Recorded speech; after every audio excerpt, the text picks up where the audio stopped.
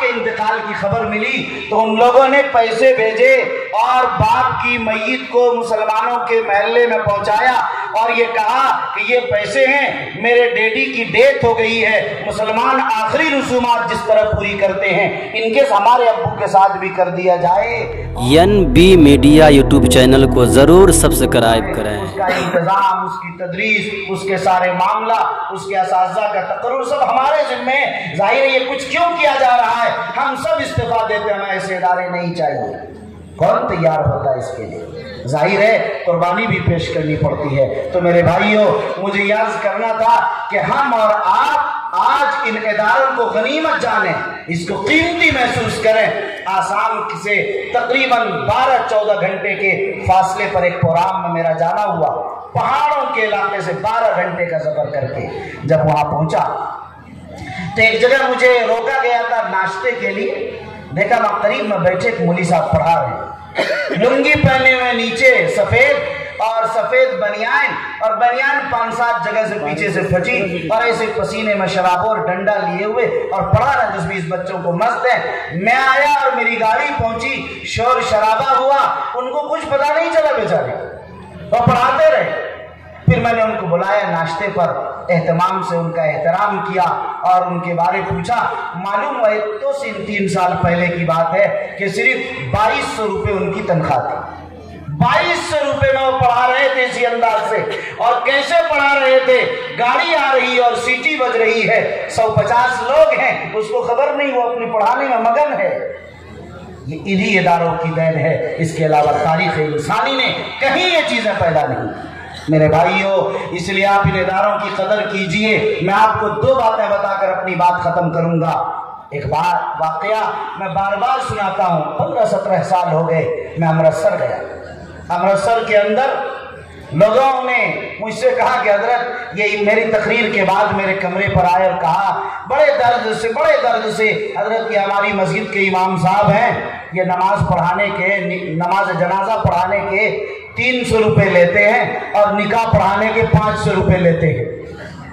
میں نے کہا 15-17 سال پرانی بات، میں نے کہا کہ بھائی نکاح پڑھانے کے آپ 500 روپے لیتے ہیں، ٹھیک ہے کوئی مسئلہ نہیں، لیکن یہ نماز جنازہ پڑھانے کا بھی لیتے ہیں؟ میں نے کہا خاموش رہے، 2 بار 3 بار پوچھا، کچھ نہیں بولے۔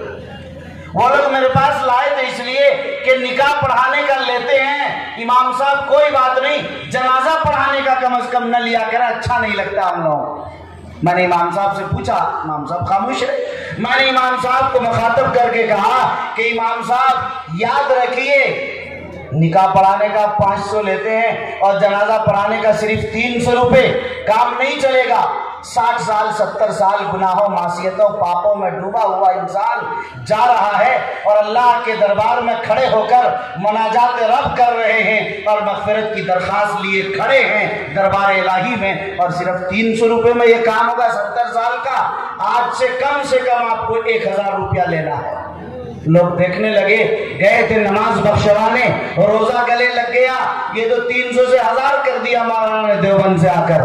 میں نے کہا امرتسر کے مسلمانوں، ان کے باپ اور دادا نے اس لیے نہیں پڑھایا تھا کہ جب تمہارا باپ دادا مر جائے تو تمہارے باپ داداؤں کی نماز جنازہ پڑھائیں۔ ان کے باپ دادا نے تو اس لیے پڑھایا تھا جب میں مر جاؤں تو میرا بیٹا، میرا پوتا میری نماز جنازہ پڑھ کر مجھے دفن کر سکے۔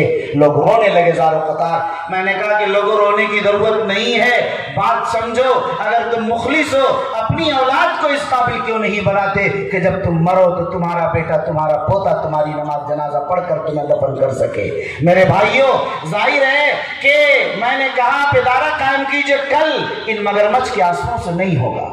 آپ کو ایک بات اور سنا دوں، ابھی جلیانوالہ ایکسپریس باضابطہ ٹرین کھل گئی، اب تو بہت مشہور ہو گیا۔ جلیانوالہ باغ مشہور ہے، 50,000 انسانوں کو خاک و خون میں تڑپا دیا تھا انگریزوں نے۔ اب صرف جس ڈاکٹر سیف الدین کچلو کے لیے 50,000 انسانوں کو گولیوں کا نشانہ بنایا گیا تھا، تقسیم ہند کے بعد وہ پاکستان چلے گئے۔ ان کے بیٹے جو آکسفورڈ یونیورسٹی میں پڑھ رہے تھے، 2 بیٹے، باپ کے انتقال کی خبر ملی تو ان لوگوں نے پیسے بھیجے اور باپ کی میت کو مسلمانوں کے محلے میں پہنچایا اور یہ کہا کہ یہ پیسے ہیں، میرے ڈیڈی کی ڈیتھ ہو گئی ہے، مسلمان آخری رسومات جس طرح پوری کرتے ہیں ان کے ہمارے ابو کے ساتھ بھی کر دیا جائے۔ اور اسی پر انہوں نے اختتام کیا۔ میرے بھائیوں، اس بیٹے کو پتا نہیں تھا کہ باپ کا کیا حق ہے، کیا مقام ہے۔ آج جوہانسبرگ یونیورسٹی کے ایگزام کو نہیں چھوڑ سکا اور اپنے باپ کی جنازہ میں شرکت نہیں کر سکا۔ آپ اندازہ کریں، بات دور کی چھوڑ دیجئے، ایک بات کہہ کے آپ کی 2 منٹ اور میں لوں گا کہ یہاں ارریہ میں آپ سے قریب اتفاق سے ایک علاقہ 7-8 مہینہ پہلے یہ تارا باڑی کے قریب ایک گاؤں ہے، بہت سے لوگ سنے ہوں گے، رحمت پور ایک گاؤں اور ہے، میں اس کا نام بھول رہا ہوں ابھی۔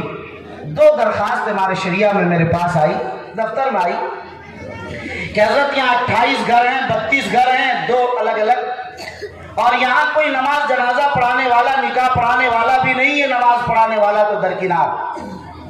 یہ درخواست جب میرے پاس آئی میں نے اس کو روک لیا اور میں نے کہا ارریہ میں ایسے گاؤں اب بھی موجود جہاں نماز جنازہ پڑھانے والا کوئی نہیں؟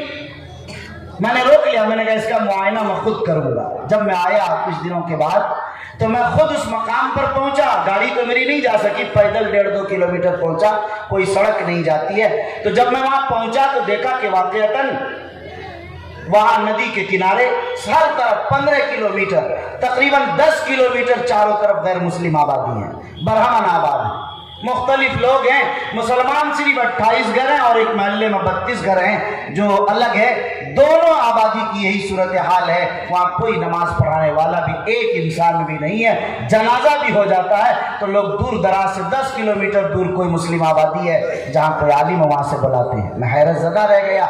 ابھی 8 مہینے پہلے کی بات میں عرض کروں، میں نے آ کر باضابطہ 2 مکتب کا نظام وہاں بنایا اور امام شریعہ کی منظوری کے ساتھ آج دونوں مکتب وہاں چل رہے ہیں۔ بزرگوں، عرض یہ کرنا تھا کہ ان مدارس کو اہمیت دیجئے، عظمت کو محسوس کیجئے، ان کی ضرورت کا ادراک کیجئے۔ یہ نہ ہوتے تو کیا ہوتا اس کا تصور کیجئے، اور دارالعلوم ارریہ کراچی کی مرکزیت کو آپ بحال رکھیے، اضافہ کیجئے، استحکام بخشیے، دعا کیجئے اللہ تعالی ہمیں دین کی، ملت کی فکر کرنے کی توفیق نصیب فرمائے۔